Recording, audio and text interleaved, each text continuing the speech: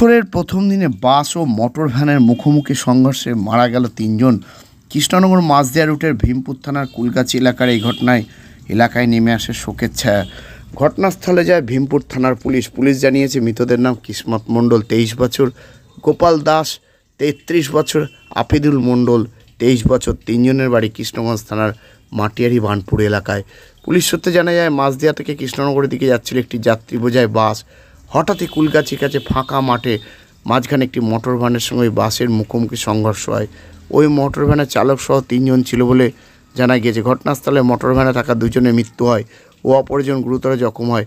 তাকে উদ্ধার করে নিয়ে যাওয়া হয় শক্তিনগর জেলা হাসপাতালে মৃত্যু হয় তার। ওই ঘটনাকে কেন্দ্র করে এলাকায় চাঞ্চল্য দেখা দেয়। আর এই নিয়ে আজকাল আগামী বিশেষ প্রতিবেদন।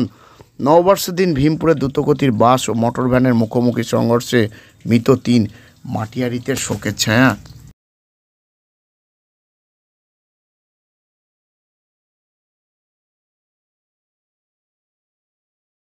আমি কিছুক্ষণ আগে প্রায় আধা ঘন্টা আগে এসেছি। আমি এসে দেখি আমার সুবিধার আমি বাড়িতে পড়েছিলাম, খবর পেলাম সুবিধার মাও ছিল এই বাসে। ঠিক আছে, খবর পাওয়ার সঙ্গে সঙ্গে এসে দেখি মোটামুটি 2টো স্পট ডেট, একটা এখানে পড়ে আছে।